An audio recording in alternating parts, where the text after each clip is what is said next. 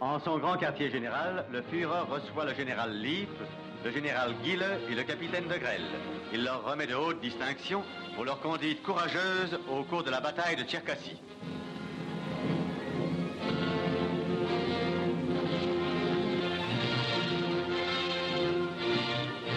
Le chef du groupe de combat Wallonie, le capitaine de Grelle, est décoré de la croix de chevalier.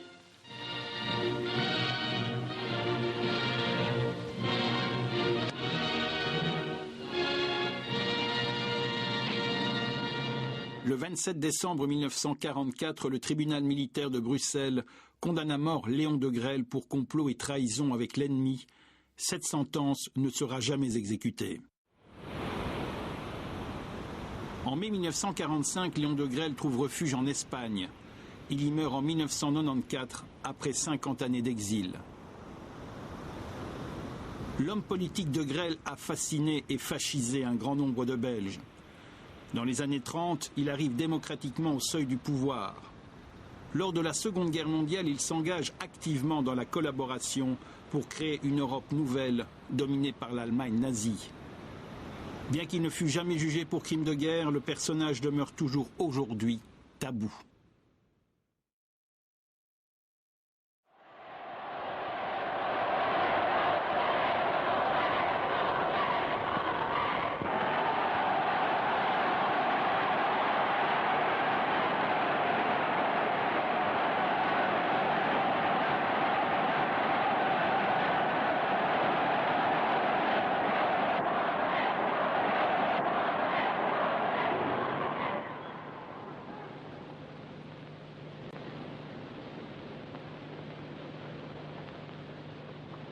Mes chers camarades allemands, hommes et femmes de ma patrie, nous étions partis, petits bataillons modestes, à cette heure, chez le Führer, devant la presse du monde entier à Berlin. Notre Sturmbrigade Wallonie était mise sur pied d'égalité avec les deux grands corps d'armée allemands qui avaient assuré là-bas la victoire. Ah, est-ce que pour nous, ce n'est pas la plus douce et la plus émouvante des récompenses? Grâce à l'héroïsme de tous nos soldats, nous sommes entrés de plein pied dans l'épopée de notre siècle.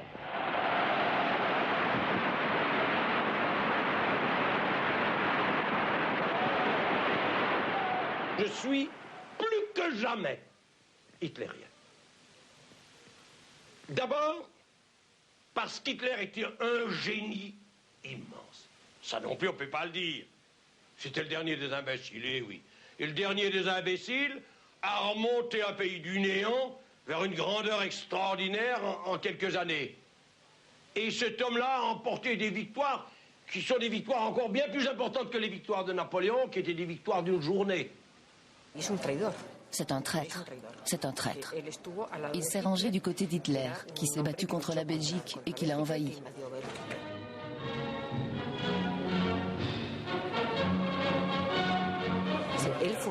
C'est un homme qui s'est trompé. Il n'y a aucun doute. Je crois que toute sa vie, il a essayé de justifier sa propre biographie.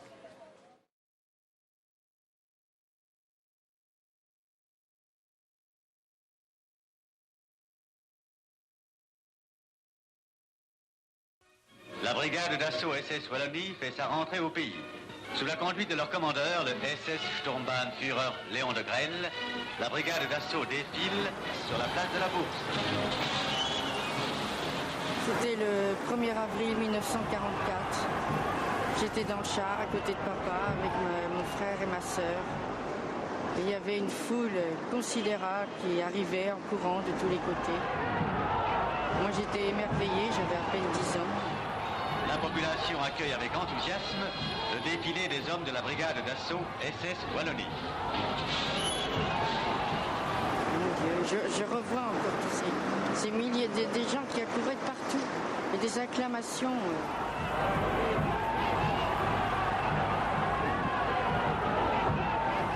Et papa était était rayonnant de bonheur. Le visage illuminé. Il faut aussi dire que c'était le sommet de la gloire de mon père cette année-là. C'était absolument la gloire, il était grandiose. Voilà le souvenir que je garde de papa.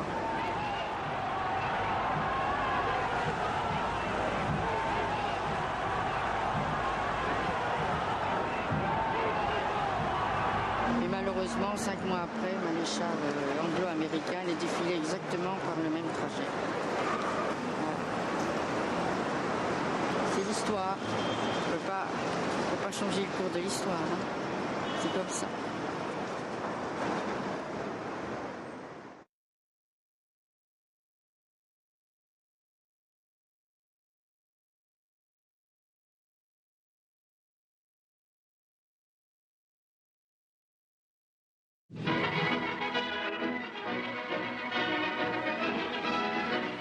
Dans les bureaux d'inscription wallons pour la lutte contre l'Union soviétique, de nombreux volontaires se présentent journellement. Comme dans tous les autres pays, l'appel à la croisade contre le bolchevisme donne d'excellents résultats. Il faut le dire, il ne faut pas avoir peur de le dire. La base, c'était quand même, on était tous des chrétiens quand même. C'était la civilisation européenne chrétienne. Et c'est cette civilisation que les communistes voulaient démolir, voulaient imposer à l'Europe. Qui pouvait arrêter cette invasion communiste sur l'Europe? Qui était assez fort que pour combattre l'armée russe, qui à ce moment-là était la plus forte armée du monde? Il n'y en avait qu'un, et avec Hitler. Et le 21 juin 1941, il a déclenché Barbarossa, il a attaqué les Russes. Et bien, puisque c'était le seul à attaquer les Russes, nous sommes mis avec lui.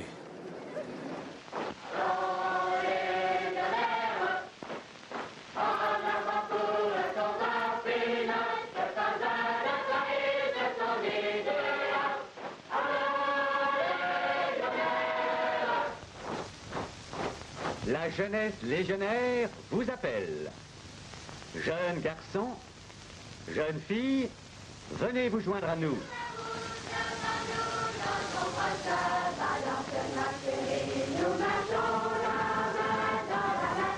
Le soleil, lui, dans l'eau, et les roseaux se penchent dans le ciel et le bleu du matin.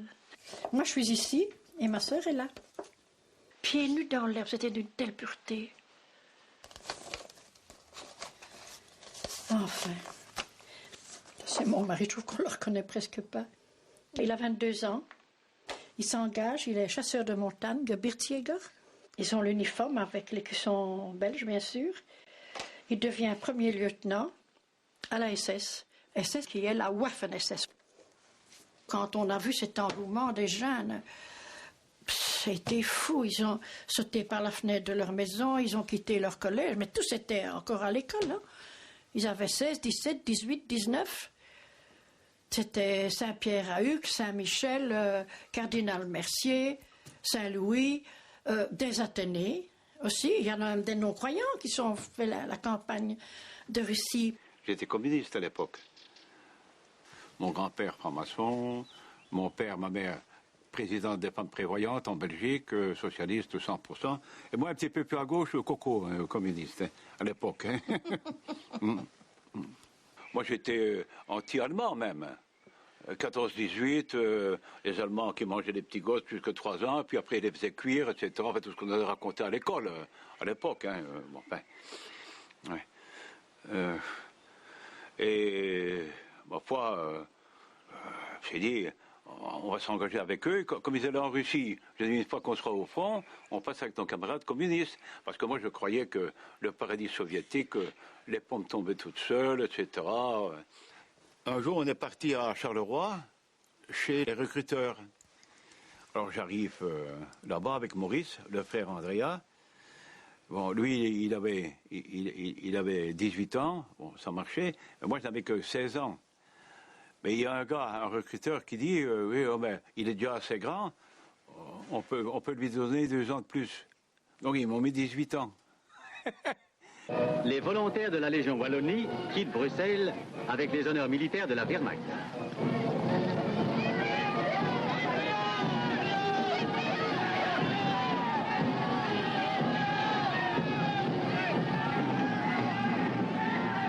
Quand j'ai quitté ma mère, elle pleurait, ma mère. Je lui ai dit, je me rappellerai toujours, sa maman ne pleure pas. Ce n'est pas à la guerre que je pars, c'est à la croisade que je pars. À ce moment-là, nous partions à la croisade anticommuniste, exactement comme Godefroy de Bouillon est parti pour aller sauver le tombeau du Christ. Précédé du drapeau portant la croix de Bourgogne, il se dirige vers la gare du Nord. Nous n'avons pas endossé l'uniforme allemand ici. Nous l'avons endossé quand on nous a arrangés en peloton, en compagnie, etc. Ça a été un moment un peu pénible, surtout pour les anciens combattants de 14-18. Là, pendant 4 ans, ils s'étaient battus contre l'uniforme Felgrau. Et ils devaient l'endosser. Il y en a beaucoup qui ont pleuré. Ça a été dur. Mon père aurait voulu partir. Il dit, allez mettre l'uniforme allemand, mais ça ne m'enthousiasme pas. Et c'est alors qu'ils ont demandé pour avoir au moins un écusson belge. Et alors, ça a été accepté. Ils ont tous mis leur écusson belge. Et sur leurs bras, Wallonie.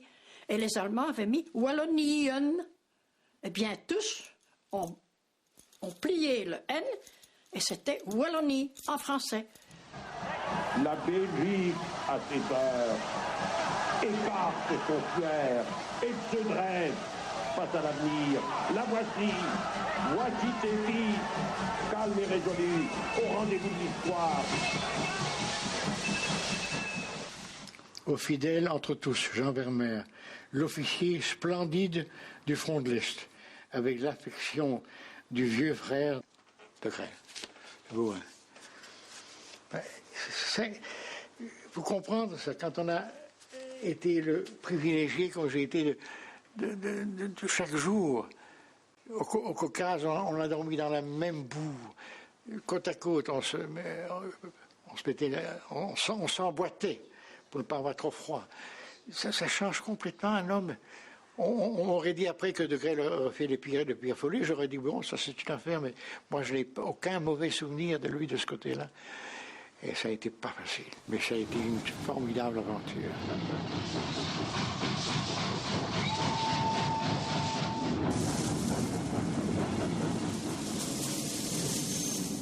On est arrivé le 3 novembre au Dnieper, à Dniepropetrovsk.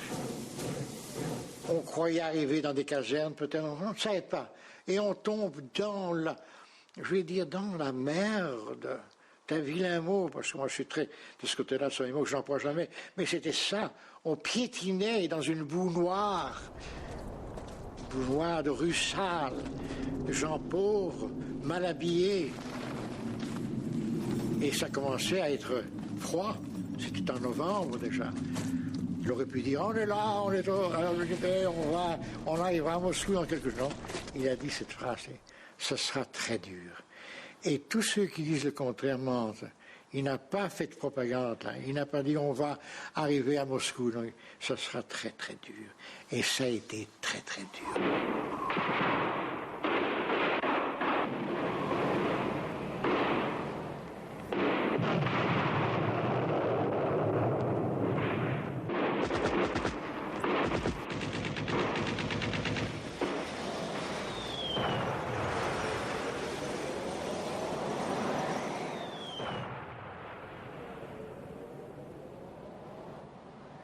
Seulement, quand j'ai vu le paradis soviétique, je dis, oh, Gustavo, tu t'es trompé là. Alors, ma carte du Parti communiste, j'ai été voir De Grelle, je dis, chef, il me dit, je vous l'avais toujours dit, d'attendre d'être en Russie avant de me foutre une balle dans le dos. Parce que lui, il était devant nous, hein.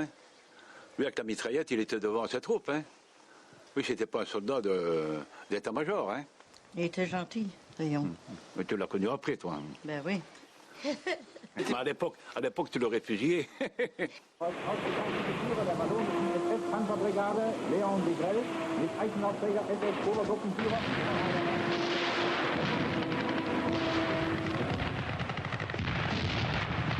Il y a beaucoup de mineurs qui se sont engagés, comme moi, Oh oui, ça c'est vrai. pour passer avec les Ruskov. Mais quand on a vu le désarroi en Russie, on était national-socialiste. Moi j'étais socialiste, mais après j'étais national. Parce que j'y croyais après. Je ne peux pas dire le contraire. Moi j'étais persuadé que le moustachu avait raison. Je ne serais pas de bonne foi de ne pas dire, de dire le contraire.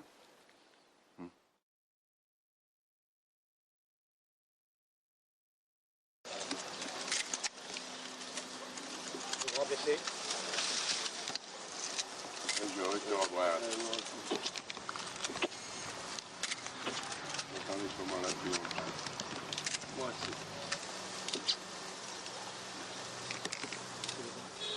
150 personnes, ça représentait un très beau groupe. Je les ai alignés dans le jardin, ils ont repris le style tout de suite. Et je lui ai dit, quand tout le monde est au garde à vous, j'annonce le chef. Hein? Alors, c'était il y en a qui vraiment tremblaient, hein. Ils n'avaient plus revu.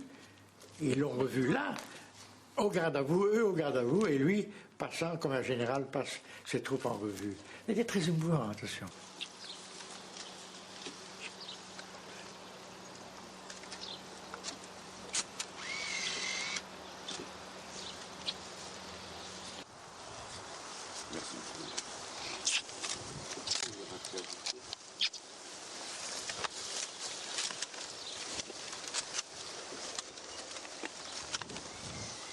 Voilà plus de 40 ans que j'entendais ça. 40 ans de dire, est-ce que tous nos gens sont restés fidèles? Est-ce que chacun a gardé au fond de son cœur son idéal? Et je l'ai vu, de mes yeux vus. Cette émotion immense qui montait de tous les regards. La preuve était faite que le temps peut passer et que nous sommes restés les mêmes.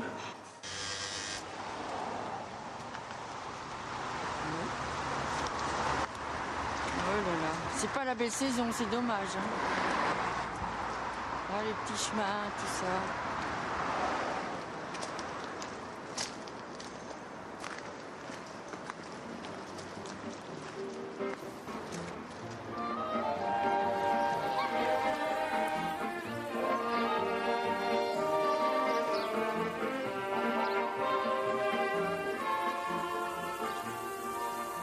Voilà, mais ça, l'entrée, je reconnais bien.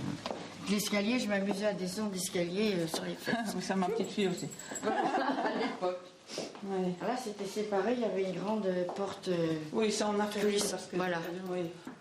Et papa s'était caché derrière avant de repartir au front. Et je lui dis, mais qu'est-ce que tu fais là? Il était déjà sans uniforme. Il pleurait, et sans mouchoir et tout. Ah oui. Ben, parce qu'il repartait au front. Ah, je me souviens ici, à cet emplacement. Ah oui, je me souviens bien de ça.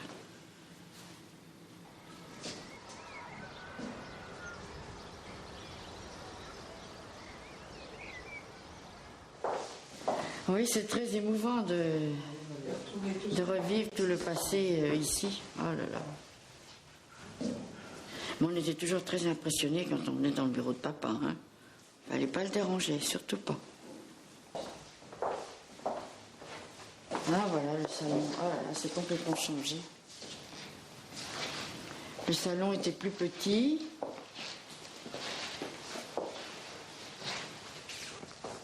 Je me rappelle. Il y avait ici un meuble avec une grande radio où on écoutait les discours de papa. Hommes et femmes de ma patrie. Je disais vraiment, mais quelle chance on a. C'est extraordinaire. Il ne faudra jamais changer, que ça dure toujours. Que ça dure toujours.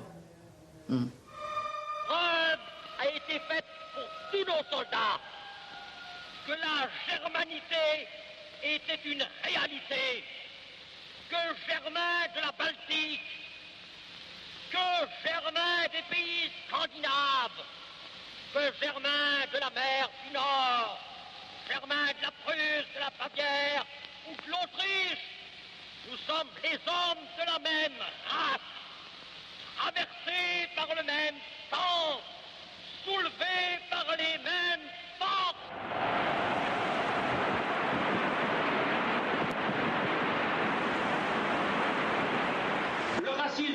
n'a jamais été un racisme anti-race.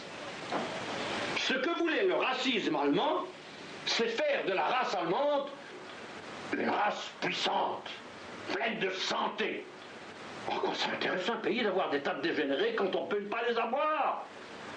On lutte bien maintenant contre l'alcoolisme, on lutte bien contre les drogues. C'était absolument sain de prendre des mesures pour que les familles soient bien portantes, que les enfants soient bien portantes, que les femmes n'aient pas de maladie, qu'on puisse être soigné convenablement et qu'on ait ainsi un renouveau du sang.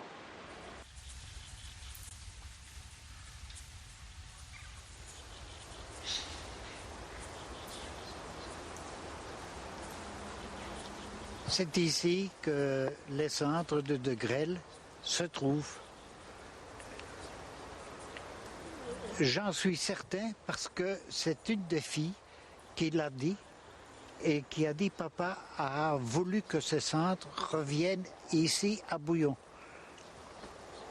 Il était bouillonnais plus qu'autre chose.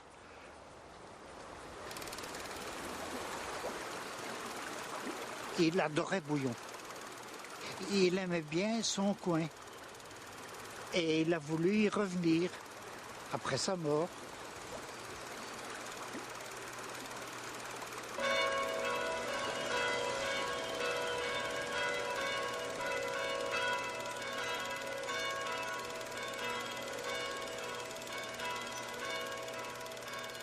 Je crois qu'on n'est jamais parvenu à trouver exactement qui était de Grelle. C'était un Jean foutiste. Un Jean foutiste, et puis alors qu'il y avait quand même, c'est pas, la façon de s'y prendre, quoi. Il aimait être le premier. À part lui, personne n'existait. C'était lui, c'était Léon de Grelle. D'abord, on l'appelait le beau Léon, nous, à Bouillon. Hein. Le beau Léon, quand il était jeune à l'école, il le reconnaît. D'ailleurs, on le voit bien déjà par son attitude, qu'il est déjà un peu autoritaire. J'ai vu dans un journal qu'on avait interdit de ramener les cendres en Belgique. Ah oui, mais c'est pour ça qu'ils ont sûrement passé avec un hélicoptère, hein, puis alors ils les ont semés. Hein. C'est pour ça qu'il y en a plus dans tous les bois, que tous les arbres sont en train de crever. Hein. On n'en parle guère. Hein. Bouillon, non. Non, en Bouillon ne parle guère de tout ça. C'est pas... Entre bouillonnais, on ne parle pas de Grelle. On l'ignore.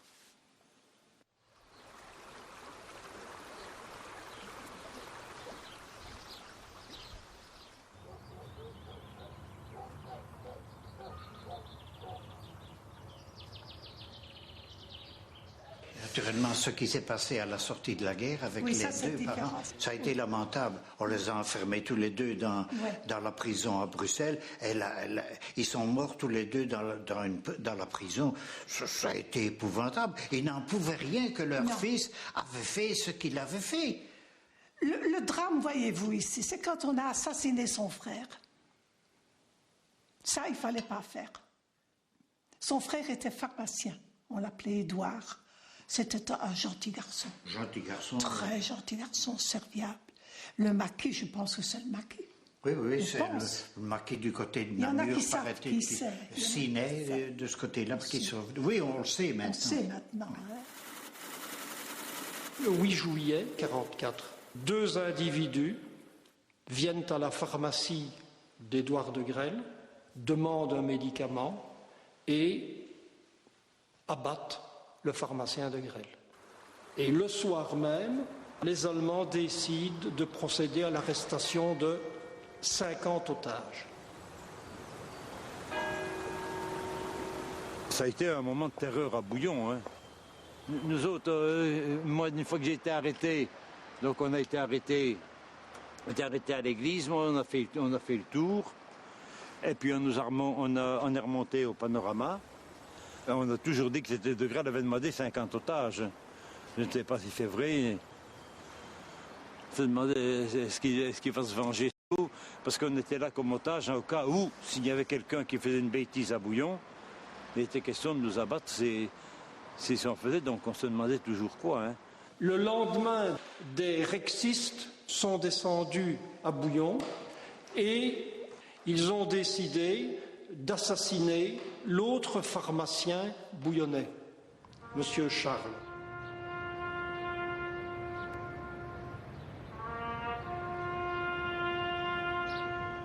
De Grelle, à ce moment-là, est en Allemagne. Il veut revenir pour l'enterrement de son frère et immédiatement, la police allemande arrête les 3 futures victimes du 21 juillet. Ce sont véritablement 3 prisonniers spécifiques pour Léon de Grelle. Ce sont tout simplement 3 adversaires politiques d'avant la guerre au moment des élections. De Grelle n'avait pas le pouvoir de donner l'ordre, mais c'est certainement à son instigation que l'ordre a été donné et que ces 3 personnes ont été lâchement assassinées en plein bois.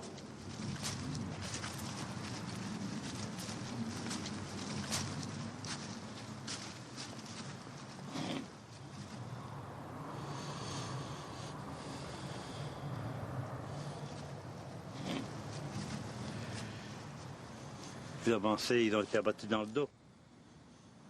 Et quand les Allemands les ont abattus, ils ont été à la commune pour annoncer qu'il y avait 3 hommes et qu'il fallait aller les rechercher. Et M. Ovard, qui était commissaire à ce moment-là, a pris un prêtre avec lui pour venir les rechercher. Et quand le prêtre l'a retourné celui-là, il a reconnu que c'était son père.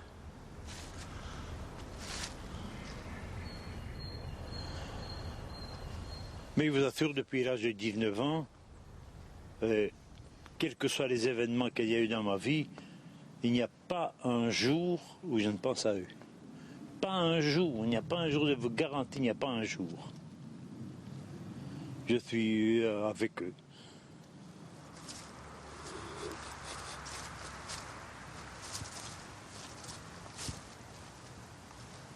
Édouard de Grelle ne sera pas enterré à Bouillon. Le corps d'Édouard de Grelle va vers Bruxelles et la famille de Grelle, le mardi, quitte Bouillon et ne reviendront plus jamais à Bouillon.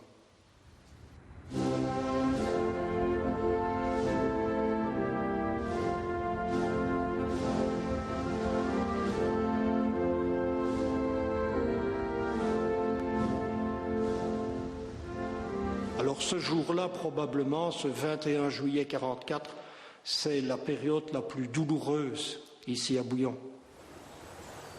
Bouillon est toujours frappé par cet assassinat.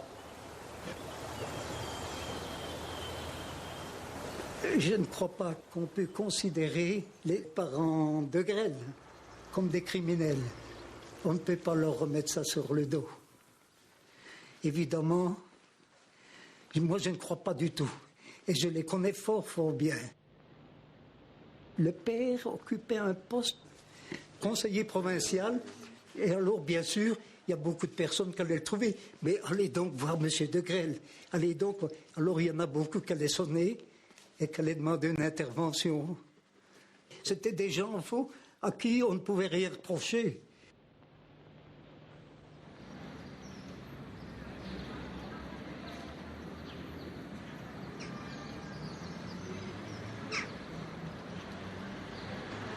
C'est ici que mon père, après la guerre de 14-18, a passé 6 ans de sa vie dans ce collège où on formait à l'époque toute cette génération qui est devenue militant catholique pour l'élaboration d'une cité de Dieu, comme il disait. Tous les collèges de Belgique, aussi bien en Wallonie qu'en Flandre, fonctionnaient de la même façon. Ils allaient à la messe le matin, les prières avant chaque cours, le soir les vêpres. Le dimanche, ils passaient toute la journée à l'église, du matin jusqu'au soir. Messe, grand-messe, vêpres, salut. Donc ces types étaient endoctrinés d'une façon extraordinaire. Hein. Ils ne pouvaient pas échapper à cet endoctrinement-là. C'était impossible. Et quand ils retournaient dans leur famille, c'était la même chose. papa, maman, les frères et sœurs, les voisins et tout, ils étaient tous du même acabit idéologique.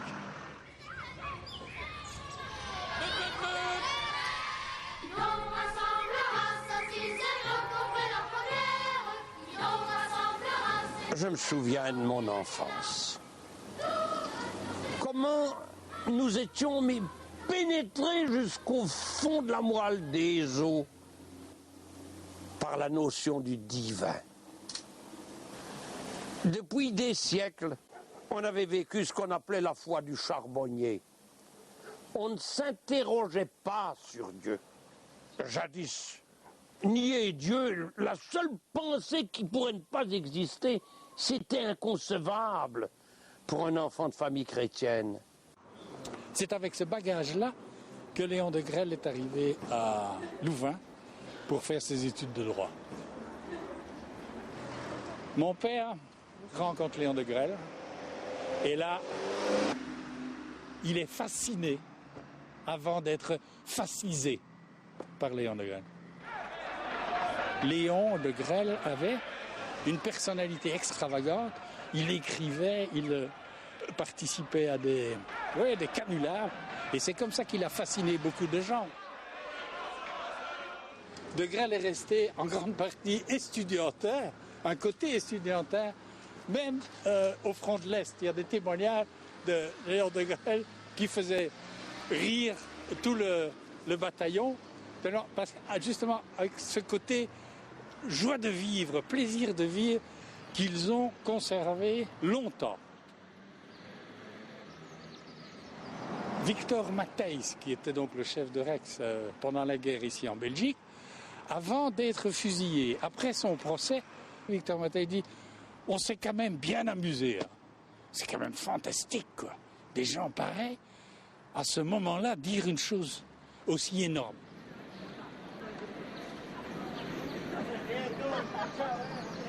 Elle a obtenu grande distinction lors de sa première année en philologie, préparant la faculté de droit. Grande distinction. Et alors il a suivi le baccalauréat en philosophie thomiste. Voilà. Bon, les premières années, c'était... Oui, les premières années. Et puis après, comme il s'occupait beaucoup de journalisme, de moins en moins de ses études, il n'a pas terminé. Il n'a pas présenté... des leaders des mouvements étudiants. Mais ce n'était absolument pas, on a présenté comme un étudiant raté, ce n'est absolument pas... Il a raté la politique, mais il n'a pas raté ses études. Il y a aussi toute la collection de l'avant-garde, organe officiel des étudiants de Louvain, évidemment des étudiants francophones, dont M. de Grelle était le rédacteur en chef. Une très bonne plume, une plume aiguë. J'avais inventé le journalisme moderne. C'est un peu prétentieux de dire cela, mais c'est ainsi. On écrivait mal dans les journaux. Les articles étaient indigestes. Et les titres n'appelaient personne. Alors voilà que je devenais encore gamin presque. Un journaliste qui avait un vrai public, des gens sérieux, que mon style intéressait. Et j'ai monté une grande enquête qui s'appelait Les Taudis. Alors j'ai passé 6 mois à visiter toutes les régions ouvrières de Belgique. Nous en avons assez. Tel est le cri lancé en juin 1932 par les mineurs du Borinage. Après la guerre de 14-18, on avait promis monts et merveilles. Il y a eu les fameux krachs boursiers, il y a eu le chômage, la pauvreté. Les gens n'avaient pas trouvé ce qu'on leur avait promis. Alors ils cherchaient autre chose.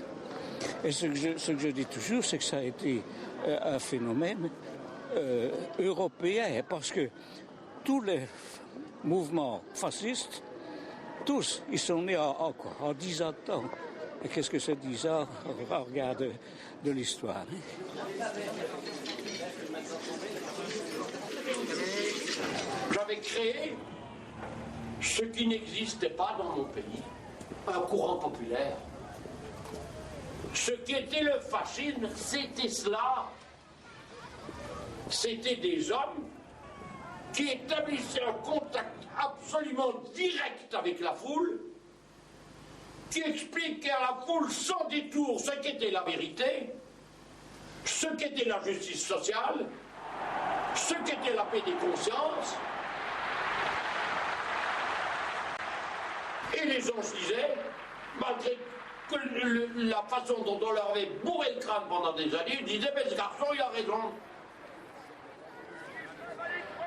Pour moi, alors ça devait être le meilleur des partis, puisque mon papa y était. Et qu'il avait fait la guerre 14-18, et alors il disait qu'il devait être un garçon qui veut défendre les valeurs de la Belgique contre les banksters, comme disait mon père. Et il a dit, voilà un jeune qui un peu se révolte, et il l'admirait. Comme un peu un jeune révolutionnaire qui voulait transformer son pays en mieux. Il est impossible qu'on permette à des politiciens de tous les partis de piller l'épargne publique, de piller la caisse d'épargne, de piller la banque du travail, de se servir de sa position dans les rouages de la machinerie politique pour s'assurer des fortunes.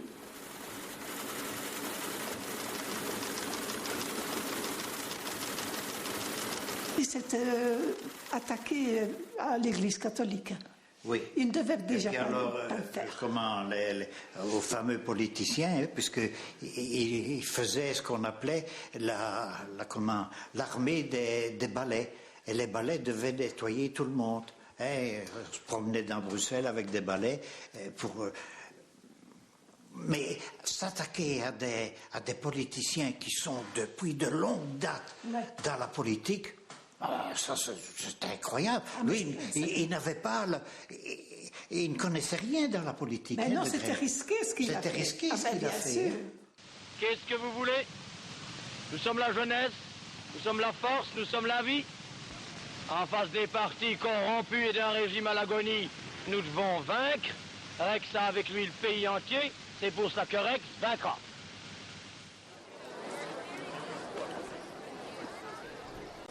J'ai assisté presque tout le temps à ces meetings qu'il venait donner. Mais c'était exceptionnel, monsieur. C'était une marée humaine ici. Mais monsieur, un orateur comme De Grelle, plus jamais on aura. Sans papier. C'était extraordinaire. Il ne prenait pas de papier. La salle des fêtes ici à Bouillon, elle est au rez-de-chaussée, avec des tas de fenêtres. Le monde était plein, puis il y en avait encore dans la rue. Il y en avait partout. Alors, au lieu d'aller sur la scène pour faire son discours, il se mettait sur une des fenêtres. Et il parlait là sur la fenêtre.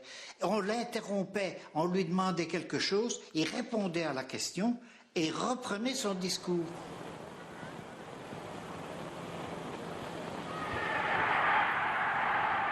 Vous savez, les gens étaient déjà un petit peu fatigués de la politique qui s'était menée à ce moment-là et du manque d'action ou de réaction, si bien qu'ils étaient prêts à sauter sur un monsieur qui aurait nettoyé, parce qu'il a nettoyé au début. La crise est finie, la crise est finie, nous vivons dans l'âge d'or.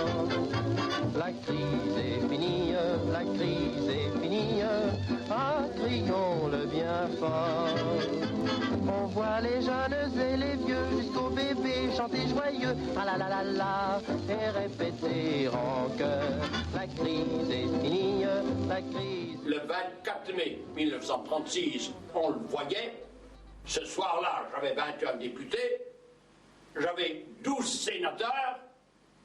J'étais à ce moment-là l'homme politique qui n'était pas à la tête d'un État, mais qui avait le plus de parlementaires d'un pays. Ces parlementaires, en fait, je m'en fichais. Je ne voulais pas du tout arriver par la voie parlementaire comme les petits politiciens. Je n'avais pas la moindre envie de me soumettre à tous leurs aplatissements et leurs inutilités pour être élu une autre fois, une autre fois, une autre fois. Non, ce que je voulais, c'est arriver, oui, à être élu par le peuple. Mais une fois que j'avais la confiance du peuple, j'étais le maître. De Grelle était devenu une vedette. On allait au meeting, comme on va au spectacle. C'est ça qu'il faut raconter. Même il y a des communistes allaient voir le meeting. C'était intéressant. De Grelle était un one-man show, comme on dit actuellement. Mais marcher rapidement. Courir, ça, c'est ridicule. Un homme politique ne court pas. Il marche à grands pas. Vous montez sur la scène. Vous ne trébuchez surtout pas. Parce que la nervosité fait que souvent on cogne du marche. N'arrivez jamais sur scène en trébuchant, c'est foutu. Et vous arrivez à votre microphone. Les microphones fonctionnaient relativement bien déjà à cette époque-là. Et vous regardez toute la salle comme ça, pendant au moins une bonne minute.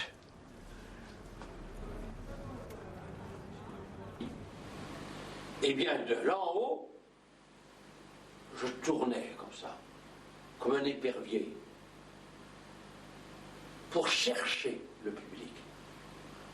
Puis à un moment donné, les fluides s'ouvraient, je plongeais. Et pendant 2 heures, je tenais la foule comme si je la tenais dans mes griffes.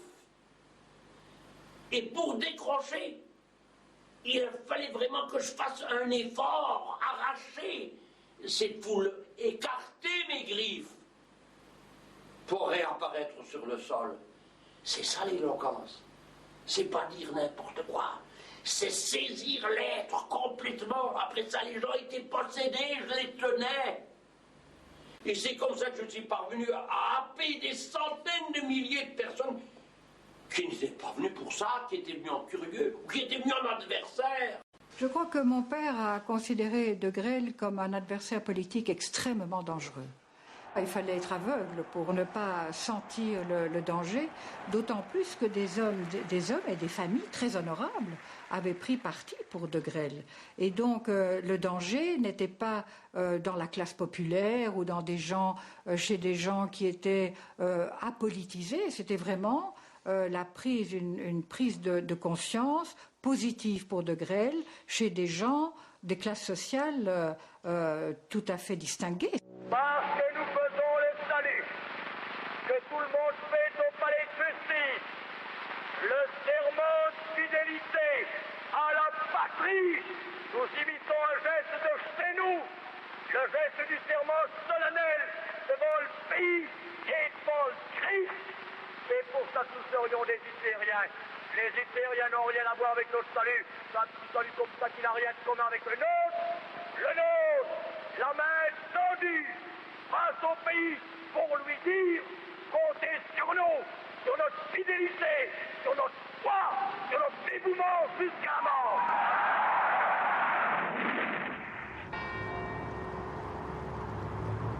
On vendait à la sortie de l'église le journal Le Pays Réel et Rex. Et de l'autre côté, il y avait les adversaires qui vendaient leur journal Judex. J'étais virulent, vous savez. J'étais virulent. On se doutait bien qu'il allait arriver quelque chose. Il allait trop loin. Tous les partis se sont coalisés pour le faire crouler. C'est Van Zeeland, le ministre Van Zeeland, qui l'a abattu. Van Zeeland était un premier ministre. C'était un homme d'affaires. On l'avait mis au pouvoir. Et voilà que je le brave. Moi, gamin, on nous appelait les gamins de Rex. Je le défie de m'affronter aux élections. Et pour l'y obliger, je fais démissionner tous les députés et députés suppléants de Bruxelles, rexistes. Il y avait donc un vide légal. Je fais appel à tous les bons citoyens. Il s'agit de savoir si le peuple belge, dans son immense majorité, désire que ces institutions demeurent et se développent. Oui! À Bruxelles, la campagne électorale qui oppose M. De Grelle, chef du parti rexiste, à M. Van Zeeland, Premier ministre, touche à sa fin. La propagande va en s'intensifiant jusqu'au dernier moment. Les deux adversaires, messieurs De Grelle et Van Zeeland, parlent une dernière fois aux électeurs. La loi, la liberté. Rien à dire avec, rien à se procher avec, ni aujourd'hui, ni plus tard, nous n'avons peur de personne.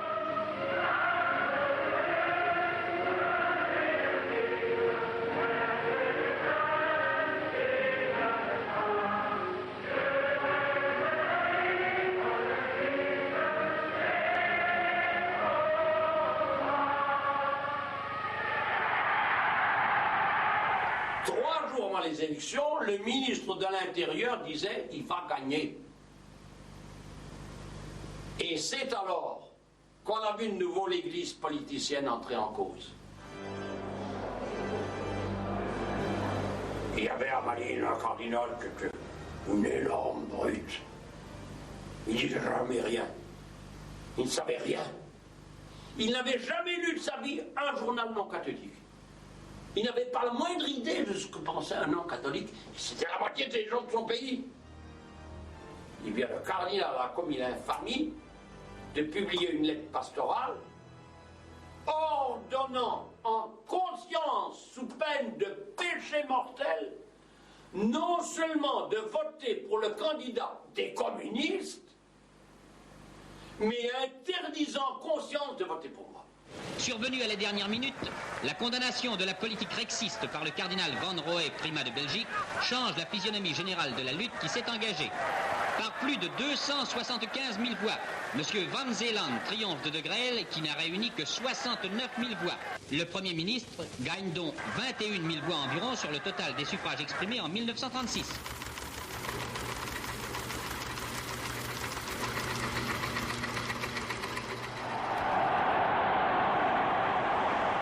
D'abord, moi.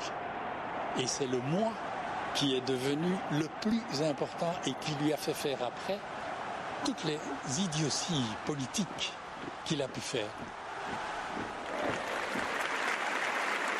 Il va croire que tout ce qu'il va faire, il va continuer à réussir. Et là, il va aller d'échec en échec.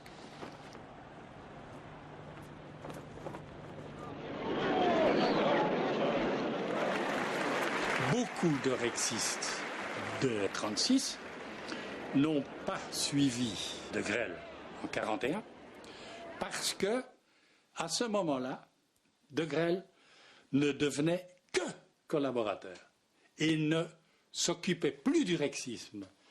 Ils étaient fascistes, mais ils étaient fascistes nationalistes. Ils ne voulaient pas d'un fascisme de l'étranger ou d'un fascisme nazi. Mon père ne s'est pas disputé avec De Grelle.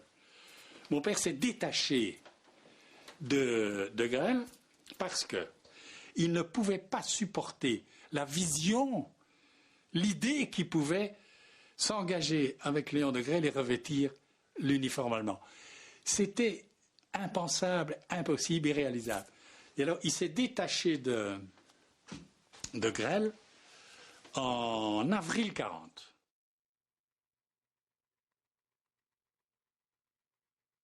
Il y en a beaucoup qui l'ont abandonné après. Ils l'ont laissé tomber, les rexistes. Et ça commençait déjà, on voyait Hitler, il y avait des croquis, tout ça. On voyait les croquis de papa et ça se transformait en Hitler. On a vu des photos comme ça. Et c'est à ce moment-là que ça a commencé à tourner mal. Et il a voulu continuer, papa. Il était très ambitieux, Ah oui. L'orgueil, très ambitieux. Il voulait avoir un rôle politique, un rôle important dans sa vie. Il voulait devenir un grand personnage, un grand homme politique. Papa. Il disait toujours ça. Il s'est dit, qu'est-ce que je vais faire? Je ne vais pas partir à Londres avec les autres. La Belgique, il avait perdu le Rexil, tout ça, c'était fini. Alors il s'est dit, il y a ça, je vais jouer cette carte-là. Et voilà, il est parti.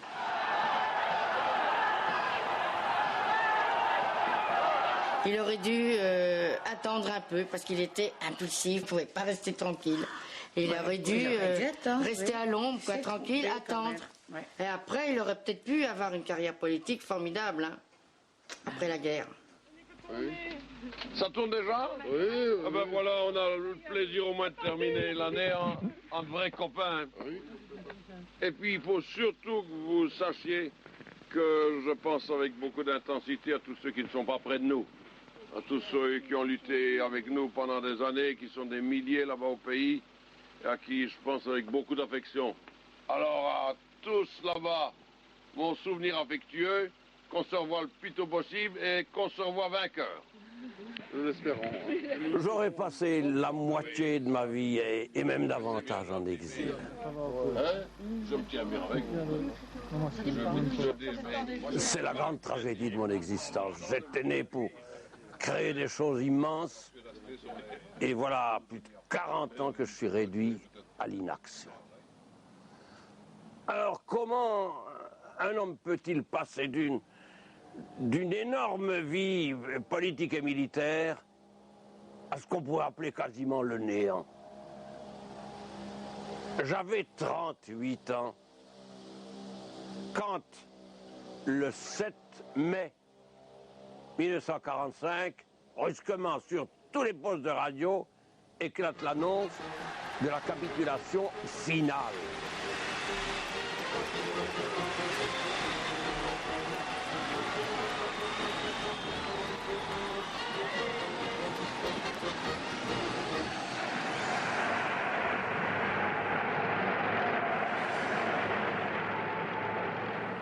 Me voilà à ce moment-là avec les derniers de mes hommes au front de Norvège.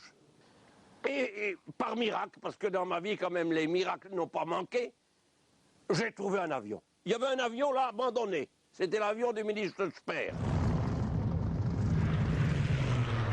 Alors voilà mon avion dans le ciel. Si nous voulions échapper au tir à la verticale, il fallait véritablement raser les toits des villes. Et c'est comme ça que j'ai vu Paris, en fait. Il était peut-être 2h30 ou 3h du matin. Il y avait des milliers de gens qui grouillaient dans les rues, sans même se rendre compte qu'il y avait au-dessus d'eux encore une croix gammée formidable qui brillait dans le ciel.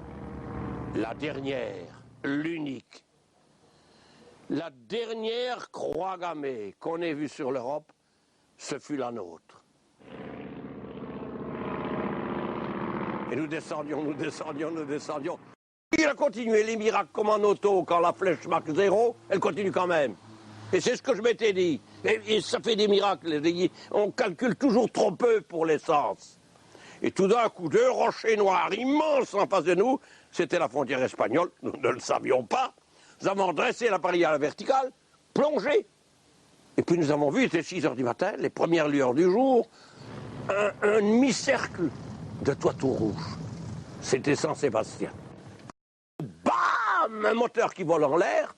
Il avait accroché je ne sais quoi. L'avion bifurque vers la mer, renflanque dans la mer à toute vitesse. N'est-ce pas? Fait 2 fois le cumulet. Et puis nous nous retrouvons. Tout d'un coup, il s'arrête. Nous avions de l'eau exactement jusqu'au cou. Nous étions tous blessés, moi très grièvement. On m'a conduit à l'hôpital dans le plâtre depuis le cou jusqu'aux pieds. La première chose que j'ai faite, c'est me mettre à ses ordres. Et je lui ai expliqué que je ne venais pas pour éviter qu'il s'enfuit, mais bien plutôt que j'étais là pour éviter que quelqu'un lui fasse du mal. Je venais pour veiller sur lui. Alors me voilà dans mon hôpital de Saint-Sébastien. Je n'ai qu'une main qui sort. Pression de plus en plus forte des Alliés pour obtenir qu'on me livre. On peut aux affaires étrangères à Madrid voir, lire les lettres incroyables de pression des ambassadeurs des États-Unis, de l'Angleterre, de la France, exigeant de Franco mon extradition. Il était persuadé que le caudillo devait le livrer aux autorités françaises. Il me disait pourquoi il pensait cela.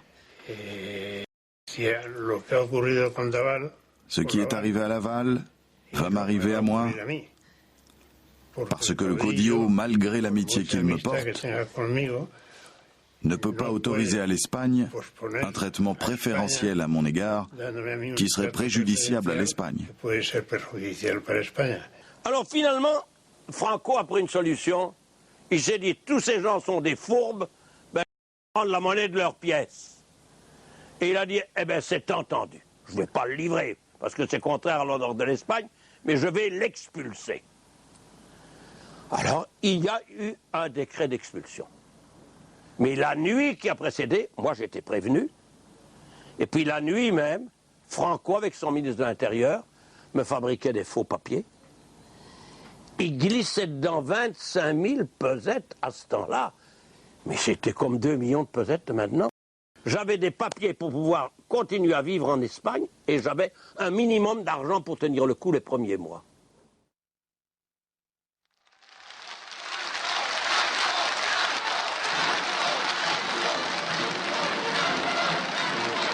Et on se trouvait évidemment pendant la période où Spaak était ministre dans une situation où Franco est seul le pouvoir. Et donc il n'y avait pas de visite de ministre belge en Espagne. C'était une instruction permanente.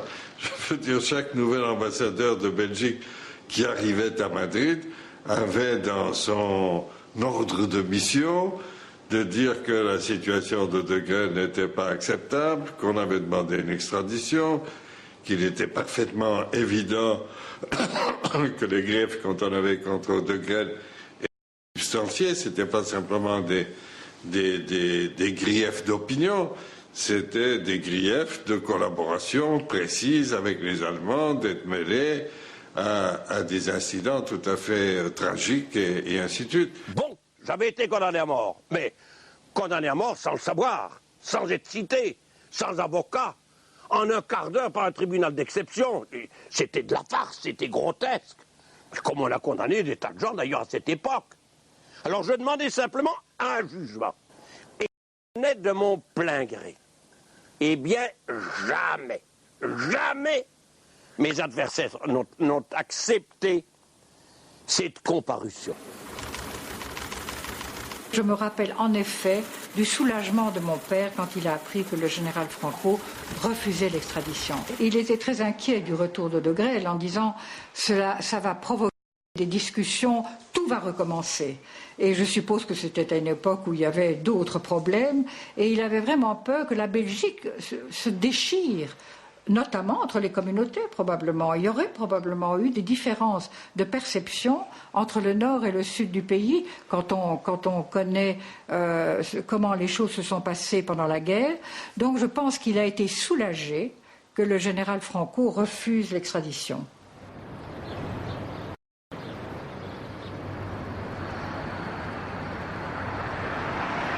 C'est le 29 août 1945 qu'une voiture blindée m'a amené ici, devant ce portail.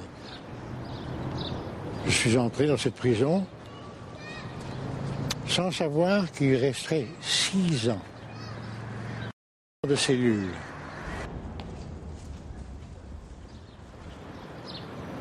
La prison a été prévue pour, dans chaque aile, une centaine de prisonniers. En 1945, ils sont arrivés à multiplier ça par 5. C'est derrière ce mur-ci que croupissaient des gens qu'on allait fusiller.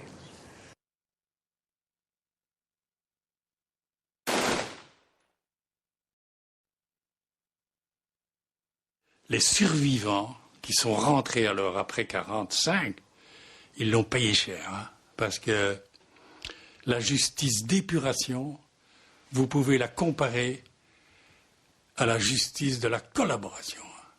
Il n'y a pas beaucoup de différence. J'ai un cousin, eh bien, il a été condamné à mort, il était cordonnier au front de l'Est. Cordonnier. Et puis on l'a gracié, évidemment. Hein.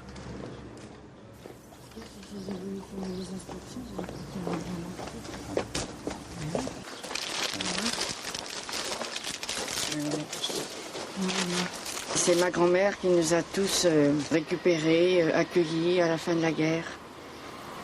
Elle est venue nous chercher à Bruxelles, je me souviens, pour partir tous là-bas, dans sa propriété en Dordogne, jusqu'au retour de ma mère, qui est sortie, qui a été détenue pendant 5 ans.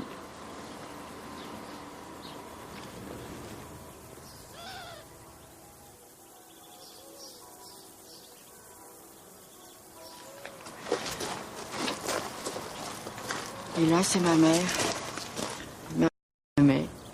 Décédée le 29 janvier 84, dans sa 73e année. Et maintenant, j'ai le même âge qu'elle.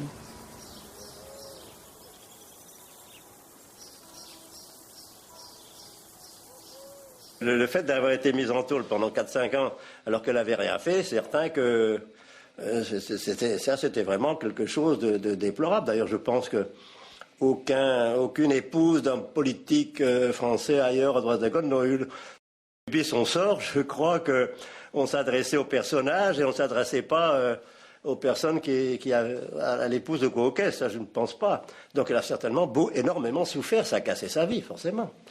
Si elle était en prison, elle payait pour son mari.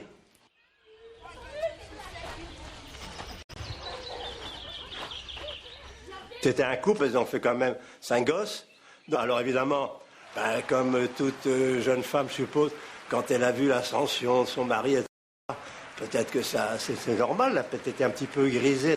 Mais après, on n'a jamais de position, on n'est jamais intervenu personnellement dans les influences politiques, quelles qu'elles soient.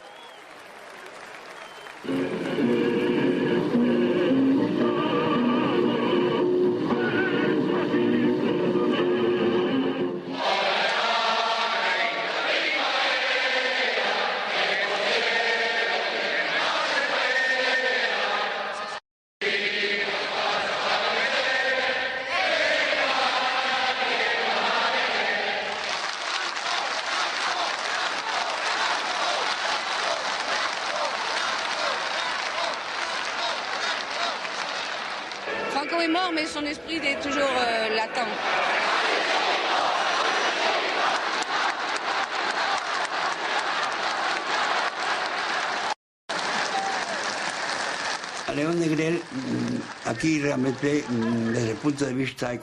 Ça s'est très mal passé pour De Grelle sur le plan économique. Il a eu besoin de l'aide financière de ses amis, desquels je faisais partie. Je n'ai pas été le seul, bien sûr. L'amitié et l'aide la plus significative qu'a reçue De Grelle d'un ministre de Franco a été celle de José Girón, un homme très représentatif de la Phalange qui avait combattu dans les rangs des nationalistes. Avec lui, De Grelle a eu une relation extrêmement positive et il a fait tout ce qu'il a pu pour lui.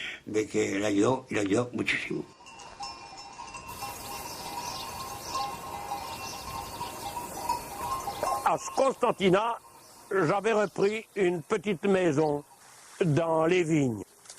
Et puis avec le temps, j'avais la maison qui était devenue une très belle maison. Je l'avais fait avec un maximum de passion du beau. Avec en dessous le petit hameau andalou, des gens qui travaillaient sur ces terres et qui jamais d'ailleurs n'étaient sortis de leurs terres. Qui vivaient comme on pouvait vivre en Espagne à ce temps-là, ignorant tout de l'univers. Ces gens ne savaient même pas qu'il y a eu lieu la Seconde Guerre mondiale. Il n'y en avait pas un qui savait qui c'était Hitler. Mais j'étais merveilleusement heureux.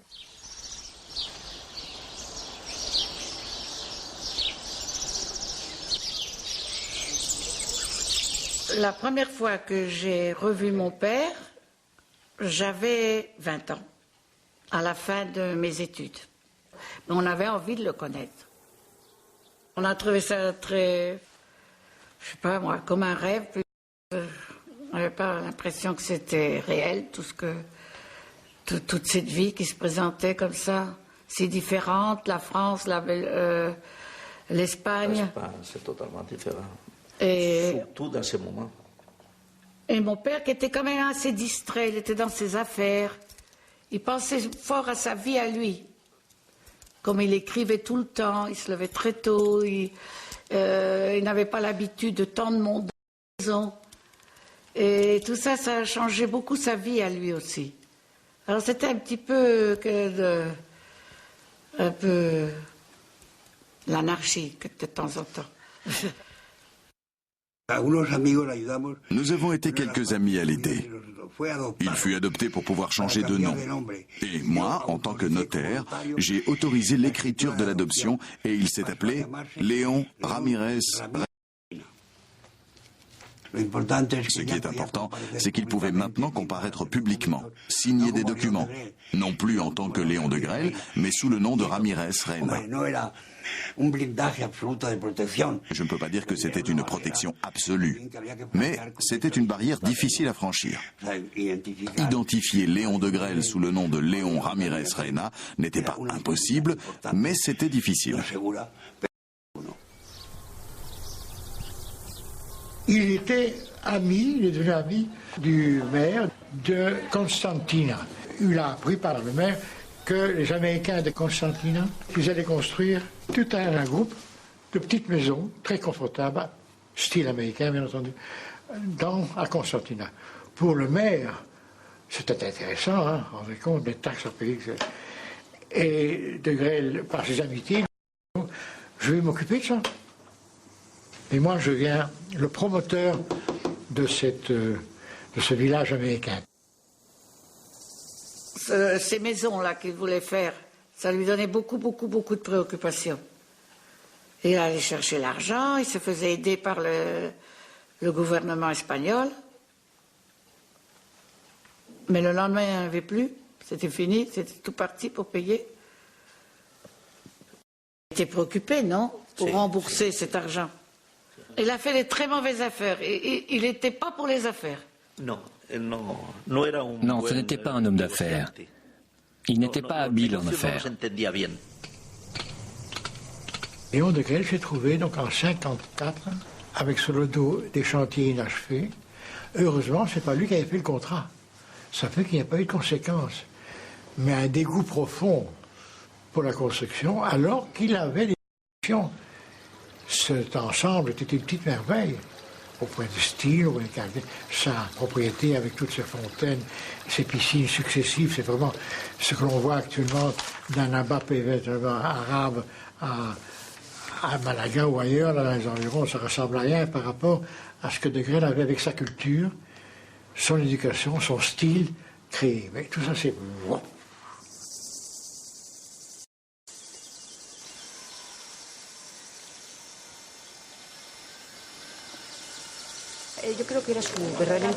Je crois que c'est le lieu où il se sentait le mieux. Mais comme c'est un endroit très découvert, c'était risqué. Il aurait pu être enlevé. Il nous racontait, en fait, quand on était petit, il nous racontait des histoires très exagérées. On ne savait pas si c'était vrai ou pas. Il nous a raconté par exemple qu'il avait été embarqué dans une voiture et qu'il avait réussi à s'en échapper. Je ne sais pas si c'était la vérité ou pas, mais nous, on l'écoutait fascinés sans savoir qui il était vraiment. Mais ce qu'on savait, c'est que c'était quelqu'un à qui il arrivait des aventures incroyables. Plus tard, en grandissant, on a eu d'autres types de relations et de conversations. Dès le premier hiver, une opération a été organisée pour me rapter. Mais opération grave, ordonnée par écrit par le Premier ministre belge qui s'appelait M. Van Acker, chargeant le colonel de Lovenfoss, le principal homme de la sécurité alliée pendant la guerre en Belgique, de venir me rapter en Espagne. Tout était prêt, même le capuchon pour me mettre sur la tête. Et c'est à la dernière seconde Spaak qui m'a sauvé. Spaak était toujours ministre des Affaires étrangères. Et c'est lui qui a fait donner l'ordre immédiatement au colonel de Lovenfoss à revenir à Bruxelles, abandonnant toute l'opération. Mais c'est vous dire que déjà, dès les premiers mois, j'étais en péril de mort.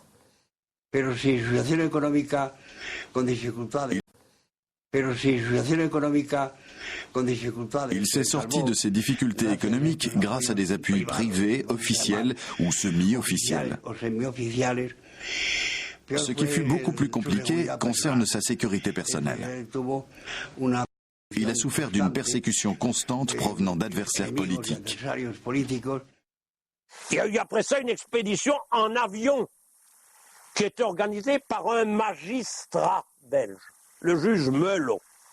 Vous imaginez un magistrat qui organise un rapt à l'étranger, qui arrive avec un avion militaire à la base de Séville. Celui qui m'amenait était un moine d'un monastère qui se trouvait pas très loin du château de Grelle. Nous sommes entrés très facilement. On montait tout un petit parcours. Il y avait une espèce de tour au-dessus de sa maison et il voyait de loin. J'ai pu me rendre compte de tout cela et préparer l'enlèvement très facilement. Ils prennent des photos de tout, ils dressent des plans de tout, comme déjà les Juifs avaient un plan complet de ma maison avec les portes, toutes les sorties. Eh bien, ils ont toutes leurs histoires en ordre. Et alors, quand tout est prêt, ce juge Mello monte à Madrid à l'ambassade pour dire, écoutez, demain, nous effectuons le rapt de Grelle. Alors, à l'ambassade, ils ont aussitôt prévenu le ministère à Bruxelles. Épouvante de Spaak de nouveau à la pensée qu'on allait me ramener. L'argument reviendra tout le temps. Si vous vouliez vraiment, vous pourriez l'avoir. Mais en fait, vous ne voulez pas parce que vous ne voulez pas rouvrir ces querelles. Et de Grelle disait tout le temps, ah, si je disais ce que je savais. Il y avait toujours des gens qui avaient beaucoup de choses qu'on ne savait pas et que si de Grelle les disait, toute une série de personnes seraient en difficulté.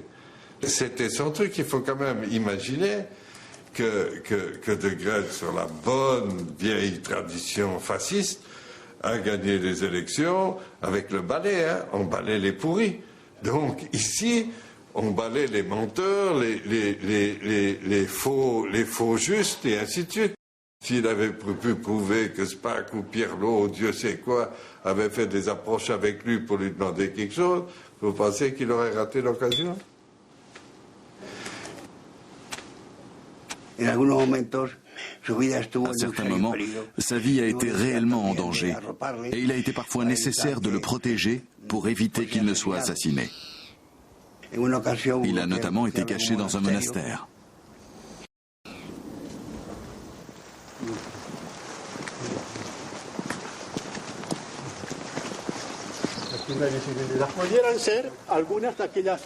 Ça pourrait être ces fenêtres-ci ou celles-là. Je ne m'en souviens pas. Mettons-nous ici. Ça pourrait être celle-ci, ou celle-là, ou celle d'en dessous. Ça pourrait être celle de Grelle.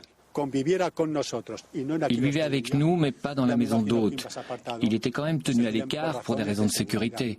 Parce que, par exemple, si quelqu'un craignait qu'il se passe quelque chose, parce qu'on ne sait jamais, terrorisme, mafia internationale, etc.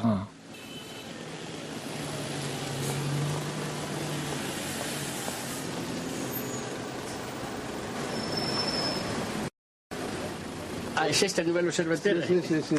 C'est le nouvel observateur. Mais à l'époque, je le vendais comme journal. Maintenant, c'est un magazine.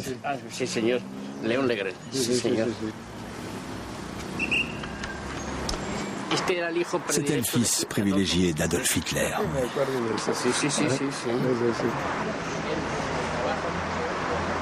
Il venait acheter son journal tous les jours? Ouais.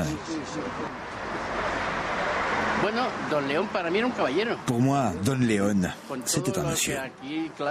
Il apparaissait, disparaissait comme par enchantement parce que les Juifs le cherchaient, voulaient le dénoncer.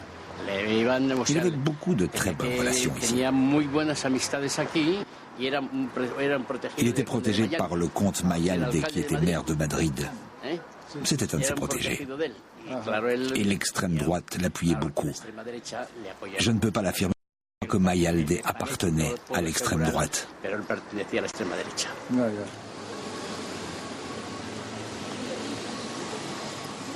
J'ai eu la chance de le connaître parce que j'estime que c'est une chance. Il s'est trouvé que dans ma vie, j'ai rencontré un homme qui, sur le plan politique, déplaît à beaucoup de gens. Bon, ben, parfait. Mais moi, c'est devenu mon ami. Puis voilà, c'est tout simple.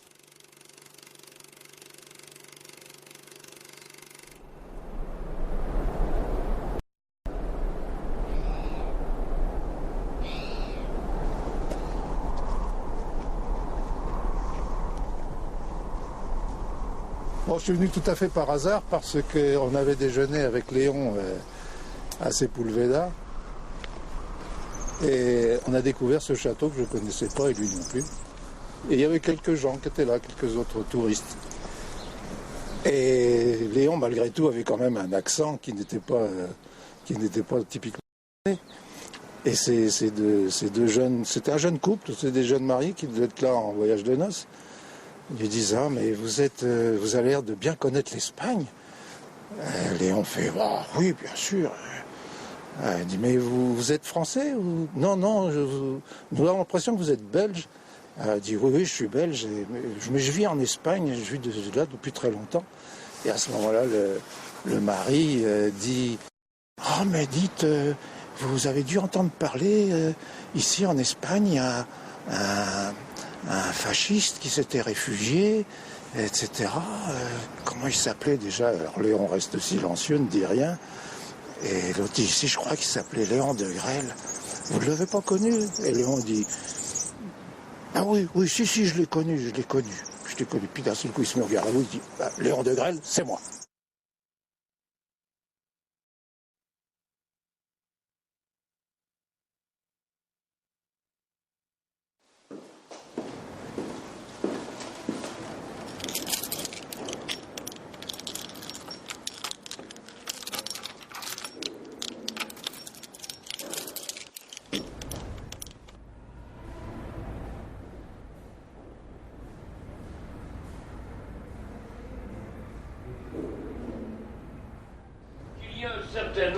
Un tout petit peu, bon, vous savez,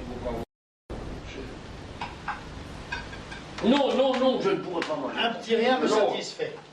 Mais l'autre que vous aviez là, qu'est-ce que vous voulez pour un charcuterie? Parce que ça va. Moi, je ne suis pas du tout sensible à l'égalité sociale.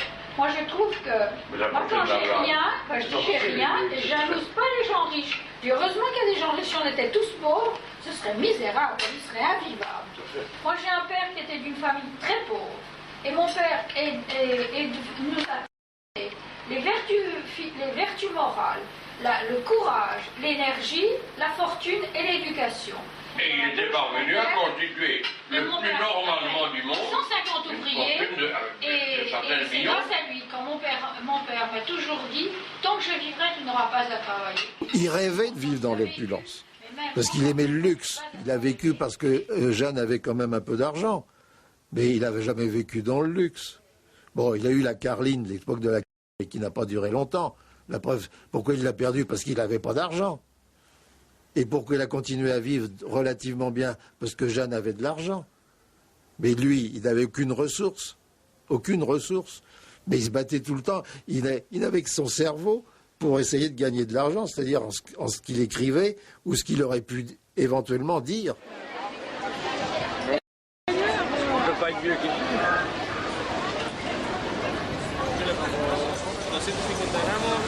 dos cervezas y una botella de vino blanco. Jeanne était follement amoureuse de lui. C'était sa vie. Léon, pour elle, c'était sa vie. Léon est très fier de son parfum. Je vais vous dire pourquoi. C'est Arletty qui le lui a envoyé. Exactement, Arletty m'a envoyé le parfum. Lui, j'étais très vexé que ce soit moi qu'on l'ait envoyé. Il faut quand même penser que cet homme, depuis le moment où il s'est échappé, depuis le moment où il a quitté Stockholm, Oslo, il était pourchassé, en fait. Même si, dans une certaine période, on le laissait tranquille, il avait toujours cette hantise de se dire « quelqu'un est derrière moi et me recherche ». Ça l'a poursuivi toujours, toute sa vie. Un jour, arrivant dans la boutique que ma femme avait, elle me dit: est-ce que tu as lu le journal? Je dis: non, je n'ai pas lu le journal. Léon va être prisonnier.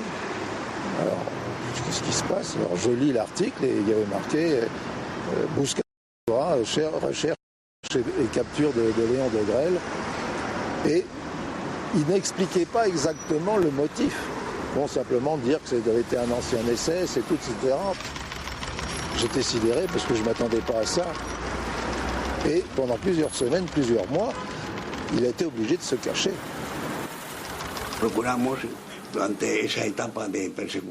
Durant cette étape de persécution, On a pu lui donner un endroit où vivre. On a pu le cacher. L'écarter des endroits où il aurait pu être reconnu et arrêté et envoyé en Belgique parce qu'il était recherché. Il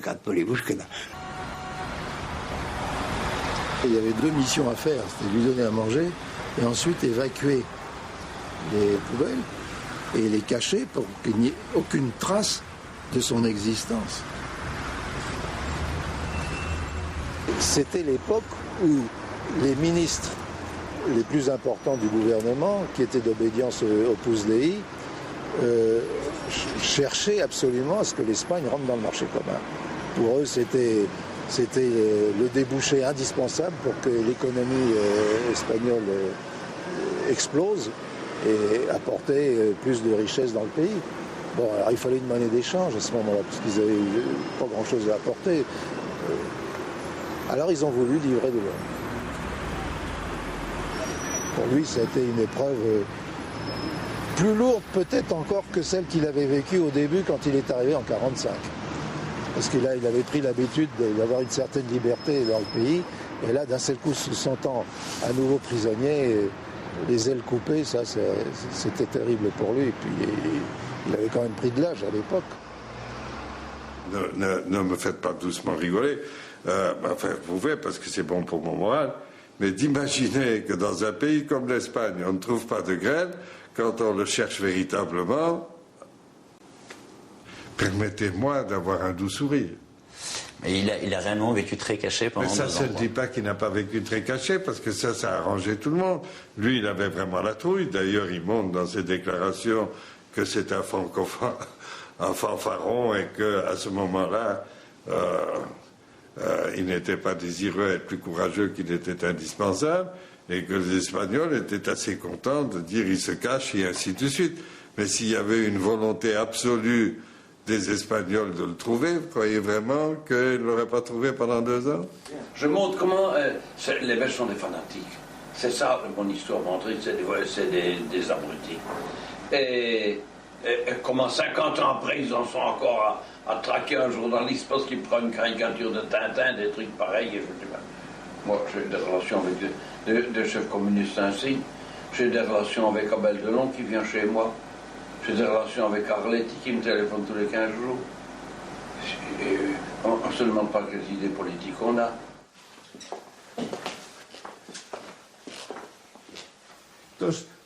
Ces photos sont parues dans le livre que j'ai publié. Je suis avec Neruda à Stockholm. Raphaël de Penagos et moi étions les seuls Espagnols présents à Stockholm pour la remise du prix Nobel.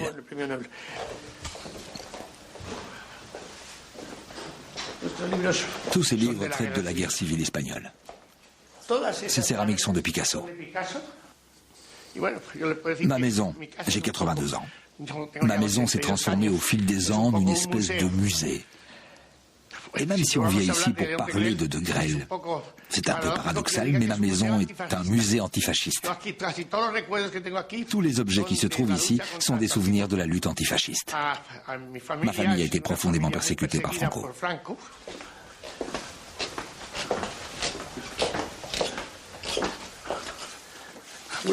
C'est un livre en français avec sa dédicace.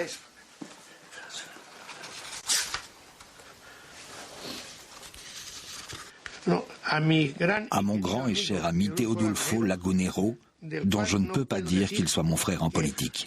Dont je ne peux pas dire qu'il soit mon frère en politique. Mais dont j'admire profondément la gentillesse, le cœur et l'intelligence extraordinaire. Avec toute mon affection, Léon de Grelle, septembre 92.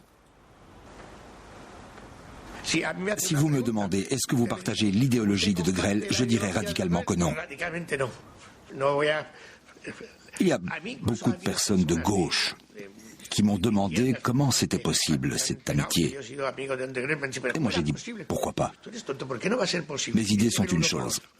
Et le fait que j'ai eu l'opportunité ou la chance de rencontrer par hasard ce personnage important en est une autre. Et en le fréquentant, j'ai pu voir que ce n'était pas un fanatique exalté, mais une personne correcte, bien éduquée et très cultivée. Ça m'intéressait beaucoup d'entrer à l'intérieur de sa formation intellectuelle de fasciste. Et c'était une personne très intéressante. De la même façon qu'il m'aurait plu de rencontrer Hitler, qui fut un assassin, un fou messianique qui a provoqué la ruine de l'Europe. Lorsque va éclater la guerre à la frontière polonaise, il m'a dit à une certaine occasion qu'il vivait de l'argent qu'on lui envoyait des États-Unis. Parce que ses livres se vendaient là-bas avec des éditeurs américains disposant de moyens très importants. Les maisons d'édition lui envoyaient des chèques de ses droits d'auteur et qu'il vivait de ça. Ça m'a semblé bizarre. Comment est-ce possible que le peuple américain puisse s'intéresser à ce que raconte un nazi ? Parce qu'enfin, ces livres exaltent la guerre d'Hitler et des nazis. Comment est-ce possible qu'ils aient pu accepter ça aux États-Unis ? Quand cet officier, colonel de la US Marines, est venu l'interroger pendant 2h30 chez lui, envoyé par Reagan, pour savoir quelles étaient les techniques de combat de la Waffen-SS. Mais ce colonel, moi j'ai assisté à... Je faisais servir d'interprète sur la fin de la conversation. Ce type était littéralement ébahi devant Léon. À tel point que quand ils se sont quittés, lui il s'était tapé 3 campagnes de Vietnam, le US Marine. L'officier se met devant Léon, il enlève son insigne, le tend à Léon et lui dit « On va faire échange. Je vous donne mon insigne et vous me donnez le vôtre. » Et on lui dit « Non, non, je veux bien prendre le vôtre, mais je vous donne pas le mien, parce que celui qui me l'a donné, c'est irremplaçable. »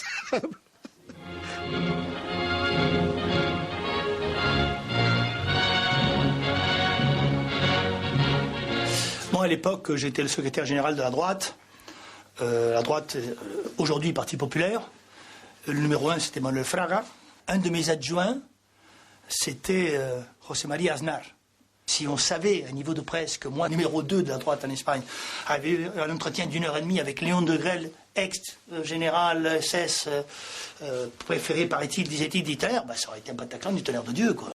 Regardez, voilà ici, ça c'est le collier de la Ritterkreuz avec les feuilles de chêne, mais qui se mettait comme ça, qui m'a été donné évidemment par Hitler personnellement.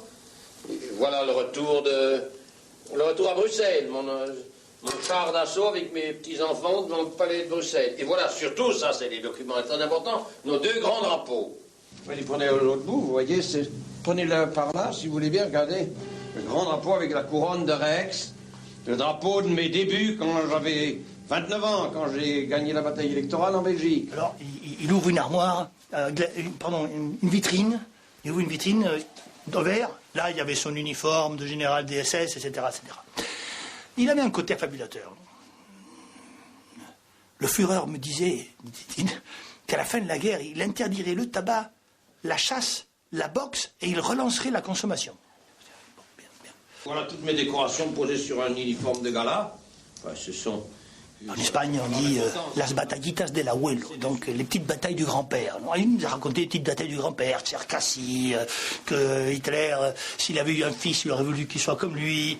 On peut voir Hitler qui me prend la main dans ses 2 mains et qui me dit « J'ai tant souffert en pensant à vous » et puis qui me dit après « Si j'avais un fils, je voudrais qu'il soit comme vous ». Et les fluides s'étaient réunis, l'exemple avait été donné. J'étais pour lui, à ce moment-là, l'Européen non-allemand qui représentait une chose immense. Il voulait avoir un fils, le fils d'un Belge. C'est pas des phrases à répéter, ça tient pas debout, ça m'a toujours heurté, et on reprend cette phrase tout le temps. Hitler s'est avancé vers de Grelle et il lui a dit textuellement « Ich habe mich große Sorgen gemacht ». Je me suis fait des grands soucis.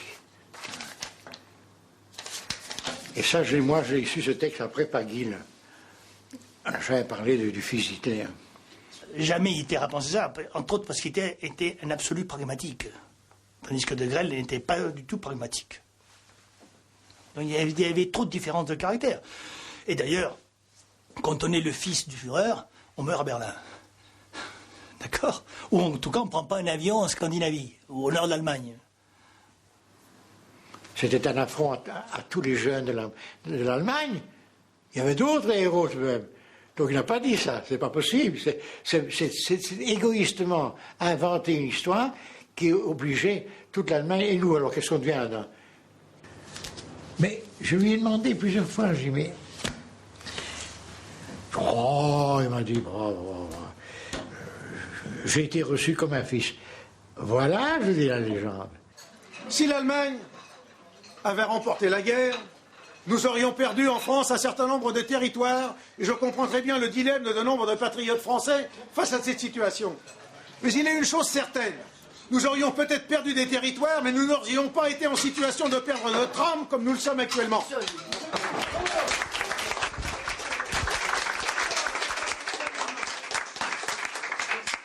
Chacun doit mener son combat dans son pays pour protéger sa culture et sa race. Et sa race, et sa culture, nos racines. J'apprécie d'avoir le Belgique puisque j'y passe tous les ans mes vacances. Moi j'ai toujours habité en France. Ah oui, malheureusement. On ne pouvait pas vivre en Belgique avec un nom comme ça, c'était impossible à l'époque. Hein. Même maintenant j'ai encore des ennuis. En France, le fait d'invoquer Léon de Grelle, je pense qu'il faudrait mieux invoquer le diable quasiment. C'est vrai, hein? Ah oui, mais on l'a payé cher pour ça. J'ai suivi toute son action politique, j'ai lu tous ses livres. Rex, pour moi, quand j'étais toute jeune, c'était le nec plus ultra. J'aurais voulu être belge pour être à Rex. Je n'ai pas eu que des milliers de garçons, j'ai eu autant de jeunes filles. Et toutes les plus belles filles. C'est le roi Léopold qui disait ça, le Rex à pile, c'était ça. Et là, une jeune fille à 20 ans, plus encore qu'un jeune garçon, c'est travaillé, c'est dévoré par toutes sortes de désirs. Ça veut se donner physiquement, ça veut se donner aussi moralement. Et le mouvement Rexy, c'est un mouvement extraordinairement propre, où on ne jouait pas avec les jeunes filles, mais où on leur donnait une transfiguration de leur existence. Moi, je vous ai dit tout à l'heure, dans mon panthéon, il est tout en haut. Voilà. C'est le premier que j'ai admiré avec Mussolini, après. C'est l'incarnation de l'Europe, de la jeunesse aussi, car il s'est engagé dès sa plus tendre jeunesse pour la Belgique, pour son pays, pour la Wallonie. C'est l'exemple même du sacrifice. C'est le sacrifice ultime, c'est pas parler autour d'un verre d'un bar sordide, c'est aussi aller au combat. Si j'avais l'occasion demain de refaire ce que j'ai fait, et en plus grand, mais je sauterai à pieds joints à l'instant même sur l'occasion. Donc mais vous ne regrettez pas ce que vous avez fait? Je regrette de ne pas avoir réussi, tout simplement. Mais si je pouvais le refaire demain, je le ferais beaucoup plus fort. Et si on avait pu réaliser ce que Hitler avait ordonné à la fin de la guerre, le corps d'armée d'Occident, donc la division française passée sous mes ordres, c'est tous des Français qui recommandaient. Voilà. C'est un Voilà, ça c'est pour un libraire parisien qui distribue vos livres. C'est votre fiancé? Oui. C'est bien ça, il est joli comme tout. Ah, je vous remercie. Et que peut-il signer? Moi, toute l'Europe allait le visiter, c'était quelqu'un qui était un peu un centre. Les jeunes nationalistes européens essayaient de le voir, essayaient de le rencontrer. Sur Paris, on était un noyau dur d'une centaine de personnes. Il fallait quand même le faire, parce qu'on payait de notre poche notre voyage, c'était quand même quelque chose. Quand on était étudiant, c'était pas facile de se payer le transport jusqu'à Madrid ou jusqu'à Malaga. Et donc on arrivait malgré l'interdiction, parce que je crois qu'à l'époque il n'avait pas le droit de se réunir, on arrivait à organiser des réunions dans des restaurants.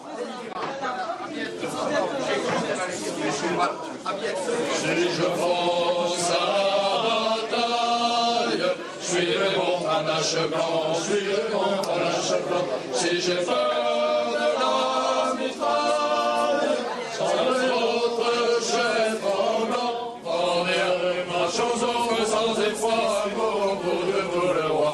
Marchons au feu sans effroi, vive le roi, vive Dieu, vive Dieu, vive le roi. Quand je dis c'était un aimant parce que au-delà donc du cercle politique, du sérail politique qui pouvait le rencontrer régulièrement, il avait toutes sortes de personnes improbables chez lui, des consuls, des banquiers, des artistes. Il n'y a pas eu un dîner chez lui, donc ensuite quand je suis allé le voir régulièrement, où je ne tombais pas sur des gens d'horizons complètement différents et qui n'allaient pas voir de Grelle parce qu'ils étaient convaincus politiquement, parce qu'ils avaient besoin de rencontrer Léon de Grelle, parce qu'il fallait qu'ils sachent qui était Léon de Grelle. J'ai vu un journal que VDB ou je ne sais comment là, avait eu une grande victoire, c'est vrai? C'est vrai. Oui. Alors c'est rigolo, ce type-là, il m'avait écrit une lettre me demandant une dédicace. Oui. Je lui ai dédicacé la Coit 40. En fait, il était là pour galvaniser en fait les volontés. Il n'était pas là pour faire des leçons ou pour revenir sur le passé. C'était quelqu'un qui faisait de la prospective, qui essayait d'analyser sans arrêt l'actualité et qui nous donnait en fait l'envie de combattre, de militer pour nos idées. On revenait de là, on était galvanisés, on avait vraiment envie de continuer dans notre engagement, nos idées. On avait l'impression que c'était quelque chose c'était vraiment des moments très très forts. Hier, je voyais chez moi défiler d'innombrables jeunes garçons. Et notamment des jeunes garçons français. Il y avait des Italiens, il y avait des Anglais, il y avait des Allemands, il y avait des Espagnols. Mais il y avait surtout une série de jeunes Français qui m'ont émerveillé par leur beauté. Des jeunes types splendides, une belle race, des beaux yeux, des jeunes garçons pleins de santé. Parfois, on avait des discussions rageuses. Moi, je discutais très souvent avec lui parce qu'il niait l'extermination. Je lui disais, mais comment est-ce possible? Tu es une personne raisonnable, rationnelle, qui connaît les faits. Il me disait que non, que c'était une invention d'Israël, que ça n'avait pas existé. Je lui disais, mais écoute les témoignages. C'était une personne qui rejetait complètement la réalité de l'extermination des Juifs. Je crois qu'il rejetait totalement l'idée même que cela eût pu exister. Je sais bien que quand on emploie ce mot de juif, on fait tourner dans ses mains une boule de dynamite. Alors je l'ai dans les mains, la boule de dynamite, et je vais la faire tourner devant vous. J'espère qu'elle ne vous sautera pas à la figure ni à la mienne. Je suis convaincu, et c'est visible, ça éclate aux yeux dans l'univers entier, que ceux qui ont gagné la guerre, ce sont les Juifs. Ils ont enfin pu être les grands martyrs, ils adorent ça. C'est pas pour dire du mal des Juifs, le Juif est exhibitionniste. Excusez-moi, mais il y a 6 millions de Juifs qui sont morts dans votre guerre. Oui, eh bien, ça, c'est pas vrai. Et c'est une de ces légendes criminelles qu'on continue à répandre à travers le monde. Il est mort quelques centaines de milliers de Juifs.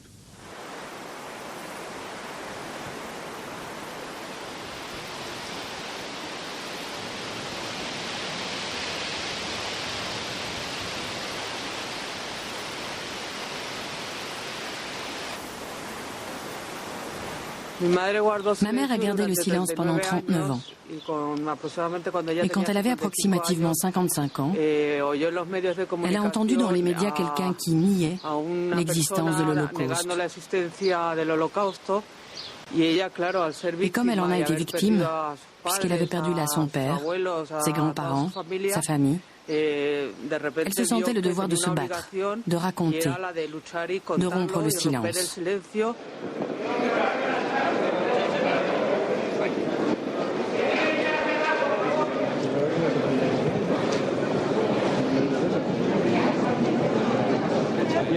Il y a quand même la liberté d'expression ici, non?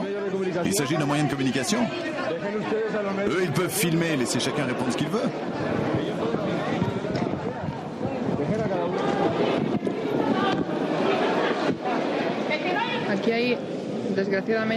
Il y a dans cette affaire deux principes de droit qui s'affrontent. La liberté d'expression, qui permet à une personne d'exprimer sa pensée, même si celle-ci n'est pas... Je respecte totalement le droit à la liberté d'expression, du moment qu'on ne blesse pas les autres. Par contre, à partir du moment où des personnes sont blessées au point d'en être traumatisées, il y a là un conflit beaucoup plus important qu'il faut prendre en compte. Et c'est le cas ici. Même en Allemagne, la négation de l'existence des camps d'extermination est punissable de 6 mois d'emprisonnement.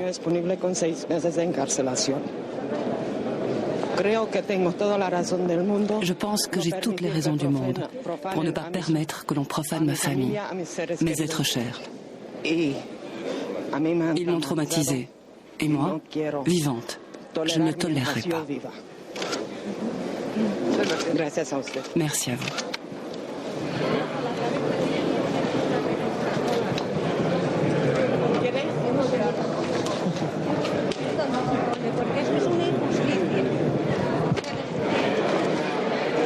Je ne veux pas de ça.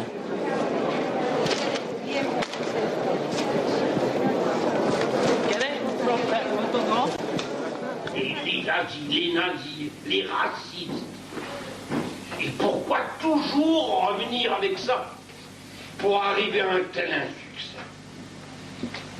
Pendant 50 ans, il leur a même fallu créer les lois les plus absurdes et les plus ennemis de la liberté pour essayer de nous dominer. Et nous dominer en quoi? Après 7 ans, il y a eu cette sentence historique qui nous a donné raison. Par la suite, il y a eu une commission qui a été créée au Congrès des députés pour modifier le code pénal et le rendre similaire à celui qui existait dans des pays comme la France et pour qu'il punisse légalement le négationnisme.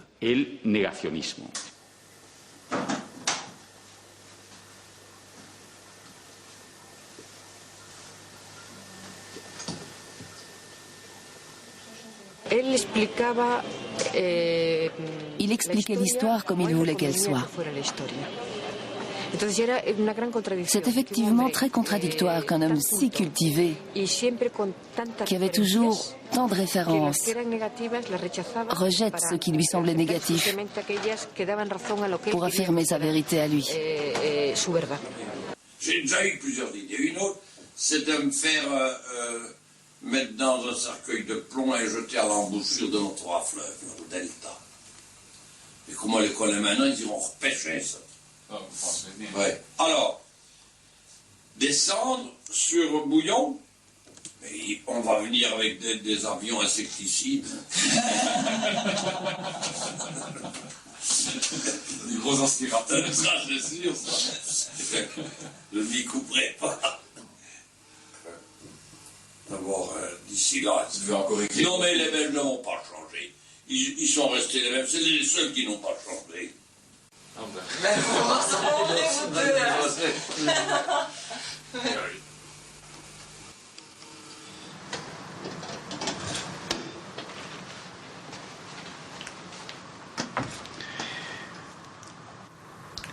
José de Ramira Reina.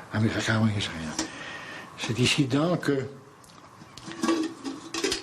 avec ce petit sac, qu'à Malaga, j'ai reçu des cendres de grande crème.